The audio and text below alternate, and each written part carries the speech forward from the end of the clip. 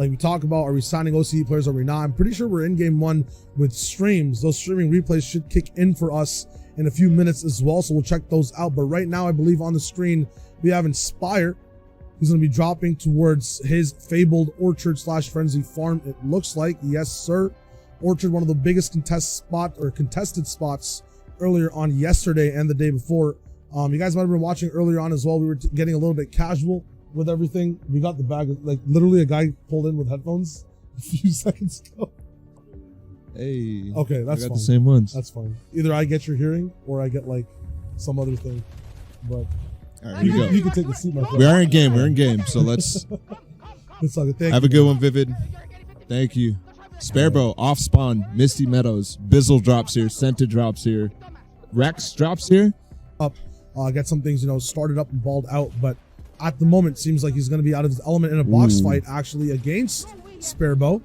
This must be Rex. Yes. Guys, when there's issues, so you can keep spamming it, but we're remote now essentially. Yeah. So they're helping. They're working. Guys, don't forget they put this together in literally like a night. Yeah. Barely even a night. 3 hours. 3 hours. They've got graphics for us. They got a whole bunch of stuff, and they're running these streams so we can get high quality stuff through to you guys. So we'll have problems. We'll work them out, get through them over the 8 games. Regardless, we're still going to watch no matter what. It's just important. Here's Bully. We saw him get some tags, steamy stacks. Don't forget also, we don't have that many POVs. There's not that many people streaming. So as soon as we get that replay mode, we definitely want to try to get some updates on exactly what's going on through there. 2 players right down below in Steamy. Wow. This is a great spot for Bully. Great spot for Bully, but at the same time, I'm not sure exactly why everyone is still in Steamy, not towards these stacks. Zone is far away. 2 minutes coming in. Has a very interesting loadout right now. Less ammo, but cool guns.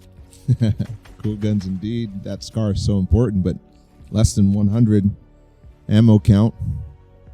Jinx in a fight.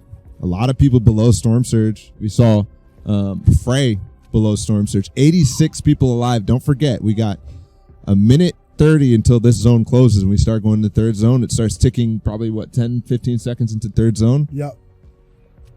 So now, this is, if you've played, stack scrims, this is literally exactly how they look. Anyone that has that experience is going to be feeling a lot more comfortable right now. The question is, are they in the right position to manipulate that? Because if you're just playing open scrims, this is a field and thing you've never seen before. So something to note right here, basically, Jinx, is it worth him taking this fight? Because he is 44 below Storm Surge. He needs to at least trade damage. In this situation, I think I'm fighting this guy, just like getting in his face, trading that damage, and then going to zone. You have the Band-Aids. Like, that is a storm fight. Don't mind, because if you get to zone, he could hold that guy once he gets in, but it's more of a risky play. Because right now it's all or nothing. No guarantees. If he doesn't find anyone right now, it's kind of over. So this is kind of intense. He needs to find a box. There's one. As you look back, no, both sides he goes down. Yeah, and instantly pouncing different players. Nanolite 7 below. I think Niddle from BBG and AV going down. That's a big name.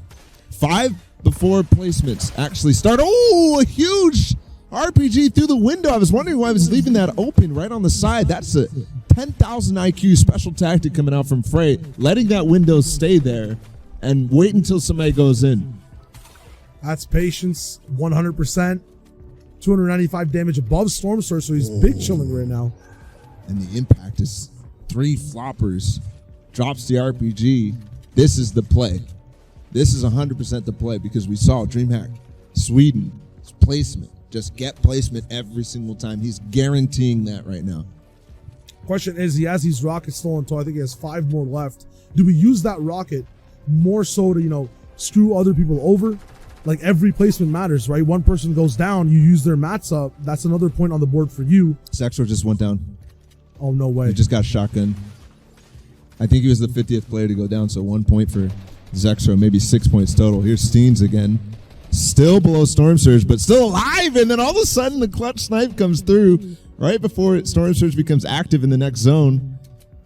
And that could potentially be a point, right? That person's game could just be completely over. That's placement for him. So tags right now could be worth points overall on the leaderboard. Exactly. Good way to put it for sure. Game number 1 so far, exactly what most people thought this would be. Stacked as all regions colliding and creating basically the most intense game of Fortnite we've seen since World Cup. And right now, not stopping, more tags coming in, but the overall surge still dwindling. Was 120 damage, now 124. Was 116 as well. Some people going down, which means he might be going up too. Yep, slowly rising. 170 damage above Storm Surge now. And Alexis connected for an elim in the feed. But at the same time, not gaining any information. Does hide out an RPG? Are there harpoons around me? Yeah. There is a lot of reward here, but at a big, big cost. At a huge cost. Let's see the rotations now. Everybody, it's a straight zone. So not really too hard for a lot of people to make this rotate. Still, the cheap tunnels, the people ahead of zone. Basically, everybody's getting gifted a tunnel here from Frey, and a bunch of people go way ahead, but getting ahead is so important.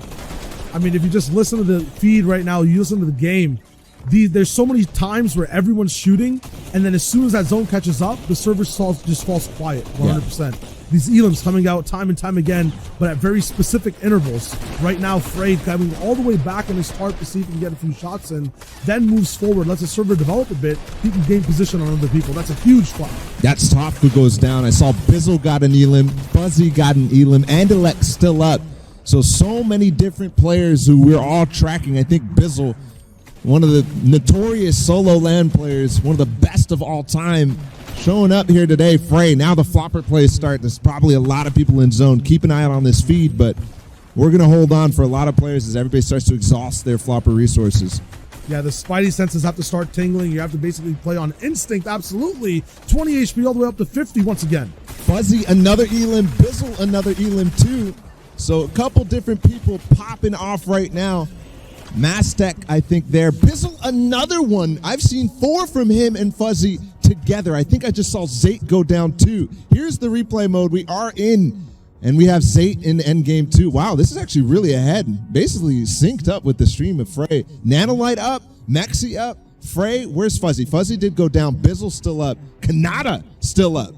Yeah, there's a lot of potential energy still left over here. Nano taking an RPG, but still holding height against Masef, who pops off on these moments, a new debut controller player who's gotten on Nanolite's back over and over again and won. But right now, Nano's holding him down. A lot of people have just popped off. You've talked about Bizzle 100%. These guys have gotten their points in, but Nano, nothing to actually use. Mexi getting that elim, 6th place handed out. 6th place handed out. That was Frey who went down. I believe we're going to get back into replay mode for a second. Mexi still has floppers to play with, and everybody's still holding on. A lot of people in zone. Mexi's actually been able to take high ground because of that RPG, and I think that's Nanolite who fell all the way down to low ground. So Mexi versus 2 gets him in his boxes. Might be 1. No, he goes down. The choke. Last second to the low ground player. Here's the last moments. We'll see the RPG. We'll see exactly who that was. Kanata actually went for a high ground play at the same time. So multiple different angles, multiple different approaches. And Bully's alive on the bottom left as well. This force by Kanata throws Nano's height 100%. This makes it RPGable. We'll see it coming out in just a second when he actually lost that height. Mexi all the way back in zone right now, still playing with those floppers going for height. There's the RP from Masef. This man counters Nano 24/7. This time it was Kanata there with the big pop off. Absolutely destroying 2 in front of him and then cleans up, almost gets trapped. The movement insane. And he's actually going to be able to close out. 1 tap onto Mexi. The freeze frame shows it all. Unbelievable. Game number 1. And Kanata, I mean, is it a surprise? That's the equivalent of what he pulled off here in 6th place with a few elim swings. And at the same time, these are our overall standings. Kanata with 90 points. Mexi at 68. Masef up here. And when he's up here, he sticks.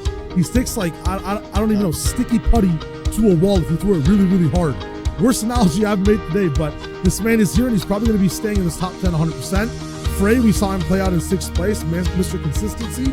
If he starts off strong, he's going to keep going strong. We got Snow as well, who's up here. I believe that's Bully in 6th place. Cool Penguin up 2. Bizzle and Nano